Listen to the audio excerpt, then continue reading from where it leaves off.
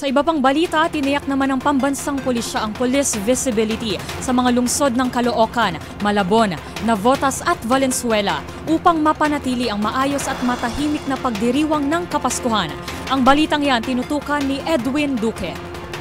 Tiniyak ni NPD Director Police Colonel Josepino Ligan, sapat ang pwersa ng kapulisan na nakakalat sa 4 na sulok ng Kamanaba ngayong Kapaskuhan. Ito ay kasabay ng pagdiriwang ng Kapaskuhan ngayong taon. Sinabi ng opisyal na bagamat inaasahan na yung kaliwat ka ng mga selebrasyon, nakantabay pa rin ang pwersa ng PNP sa iba't ibang lugar upang matiyak ang kaligtasan ng publiko. Naglabas na rin ito ng kautusan sa kanyang 4 na chief of police sa Caloocan, Malabon, Navotas at Valenzuela na magkaroon ng matinding police visibility. Sinabi ni Ligan ang Pasko ay mananatiling simbolo ng pag-asa at pagkakaisa at kasiyahan sa bawat Pilipino. Tiniyak din ng opisyal na kaisa ang mga residente ng Kamanaba, ang mga pulis sa 24/7 na pagsasagawa ng patrol sa mga lansangan upang patiyak, partikular na ang mataong lugar at matiyak ang kaligtasan.